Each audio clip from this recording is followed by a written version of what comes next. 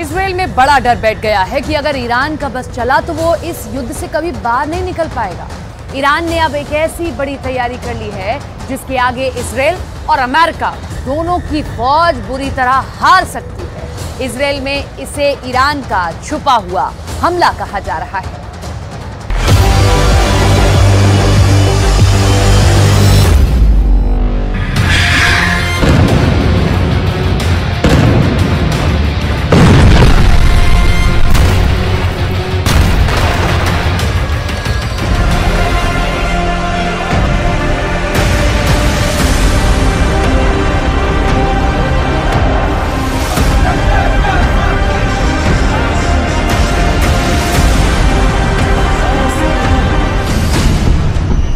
Iran का ऐलान, Israel का विनाश शुरू।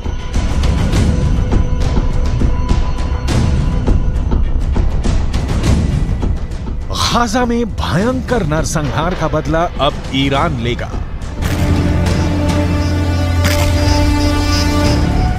ईरान के सुप्रीम लीडर अली खामनेई ने ऐलान कर दिया है कि भले ही हमास और इजरायल के बीच सीज फायर हो गया हो, लेकिन ईरान गाजा में गिराए गए एक एक इजरायली बम का खूनी बदला जरूर लेगा। ईरान ने यहां तक धमकी दी है कि वो इजरायल और अमेरिका को किसी भी कीमत पर नहीं बख्शेगा और अब इजरायल पर भीषण हमले शुरू हो चुके हैं।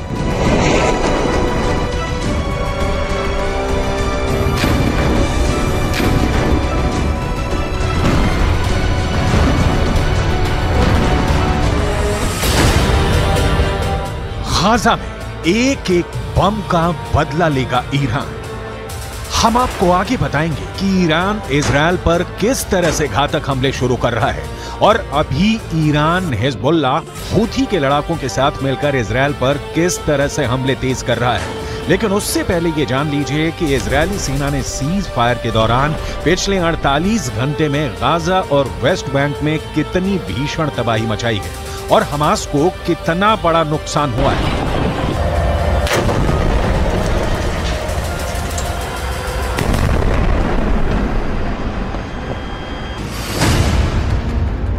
इजरायल सुरक्षा बलों यानी आईडीएफ ने दावा किया है कि पिछले 24 घंटे में हमास के नौसेना बल के कमांडर को उसने मार डाला है। Commander Umar Abu Jallah Hamas की नौसेना बल में एक सीनियर कमांडर था। कमांडर उमर अबू जल्लाह को इजरायली सेना ने हवाई हमले में मारा है। अब तक हमास के 70 से ज्यादा कमांडर मारे जा चुके हैं। कमांडर उमर अबू जल्लाह से पहले दक्षिणी खान यूनुस बटालियन के कमांडर बिलाल अल कीदरा मारा गया था, जबकि उससे पहले कमांडर अयमन नोफेल और मेजर जनरल जियाद मोहिसेन भी मारे जा चुके हैं। जबकि हमास कमांडर मुराद अबू मुराद, अली कादी और मोहम्मद कटमश को भी आईडीएफ मार चुकी है।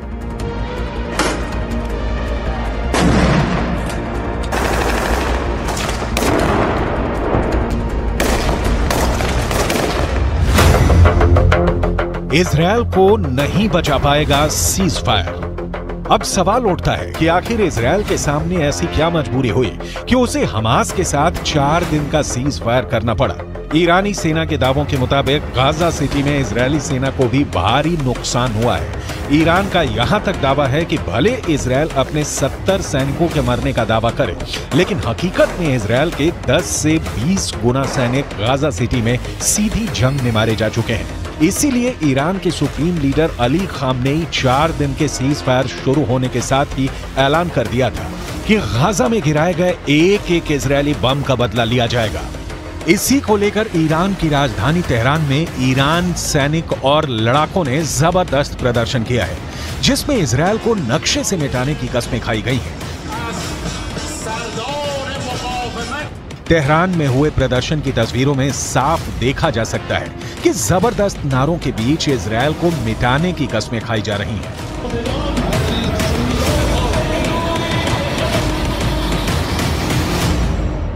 در نجات مردم فلسطین اقدام تعیین کننده‌ای را انجام دهد بر ناامیدی ملت‌ها از دولت‌ها و بی‌تابی آنها در دفاع از فلسطین افزوده می‌شود.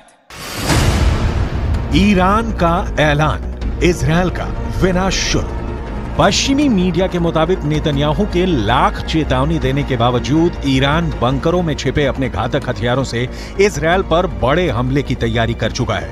एक अनुमान के मुताबिक इजरायल पर हमला करने के लिए ईरान ने शाहिद सीरीज के आत्मघाती ड्रोन तैयार कर चुका है।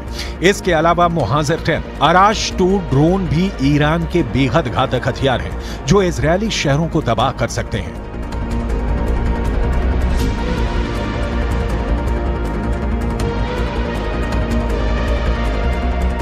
همه مردم آماده هستند برای مقابله با اسرائیل، برای اینکه فاتحه اسرائیل رو یک بار برای همیشه بخوانند. امیدواریم برایشون عبرتی باشه، دست از شرارت‌ها برداره. हमास का साथ ईरान और हिजबुल्लाह जबरदस्त तरीके से दे रहे हैं।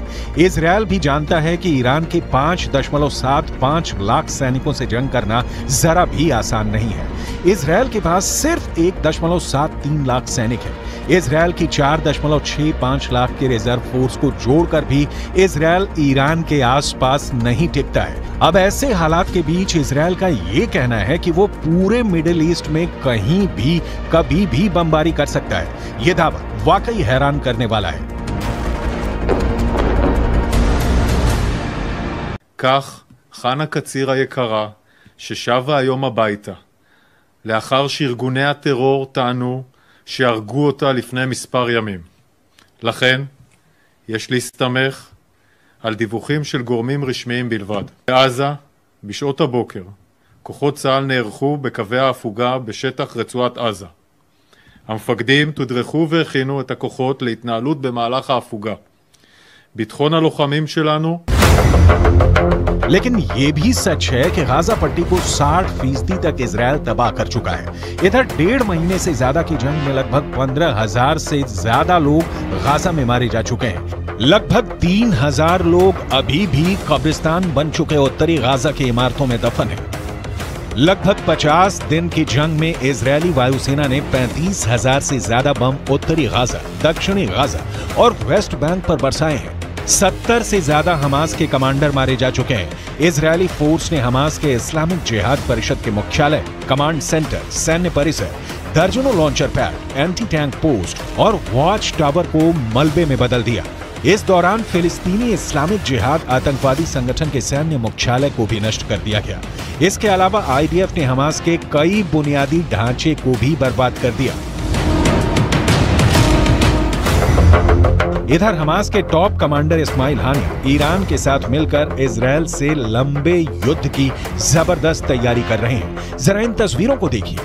हमास के नेता और टॉप कमांडर इस्माइल हानिया ईरान के विदेश मंत्री हुसैन अमीर अब्दुल्लाहियान के बीच एक जबरदस्त मीटिंग हो चुकी है। दावा किया जा रहा है कि कतर की राजधानी दोहा में हुई इस मीटिंग में ईरान ने हमास की लीडरशिप को साफ कर दिया है कि ईरान इजरायल के खिलाफ जंग में उतर चुका है। अब ईरान की बेतहाशा सैन्य ताकत हमास की ताकत बन गई है। यानी गाजा में इजरायल को सिर्फ हमास से नहीं बल्कि ईरान की सेना, लेबनान के हिजबुल्लाह लड़ाकों और हमास के सुरंग जिहादियों से जंग करनी पड़ेगी। אני כבר רואה את האזרחים של עזה הולכים עם דגלים לבנים לאורך החוף ונעים דרומה. וחיזבאללה גורר את לבנון למלחמה שעלולה לקרות. והוא עושה טעויות. אם הוא יעשה טעויות מהסוג הזה כאן, गाजा में एक बम का बदला लेगा ईरान। लेकिन वहीं दूसरी तरफ इजरायली सेना के हौसले 7वें आसमान पर पहुंच गए हैं। जरा देखिए कैसे। इजरायल की एयरफोर्स के चीफ मेजर जनरल टोमेर बार ने एक टीवी चैनल पर ऐलान किया कि जरूरत पड़ने पर पूरे मिडिल ईस्ट में कहीं भी बम गिराए जा सकते हैं। इजरायली वायुसेना प्रमुख की ओर से आए इस बयान को खास तौर से ईरान और हिजबुल्लाह के लिए चेतावनी की तरह देखा जा रहा है। इजरायल की वायुसेना चीफ ने कहा है कि हम हमास पर चौतरफा हमले कर रहे हैं, उसको जमीन पर और जमीन के नीचे मार रहे हैं।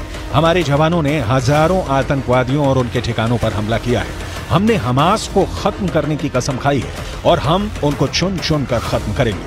हमास के किसी भी ठिकाने और मददगार को नहीं छोड़ा जाएगा। इजरायल की वायुसेना पूरे मध्य पूर्व में जहां भी जरूरत होगी वहां कार्रवाई के लिए पूरी तरह से तैयार है।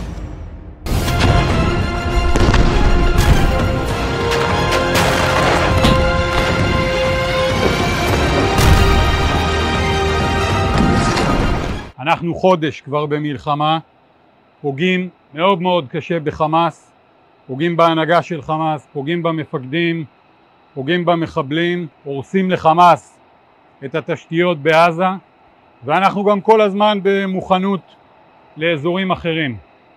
הבסיס הזה יודע להגיע. हमास की मौजूदा सैन्य क्षमता को देखें तो उसके पास ज्यादातर ईरान के दिए हथियार हैं। इजरायल पर मौजूदा हमले में फज्र 3 और फज्र 5 रॉकेट का इस्तेमाल किया जा रहा है।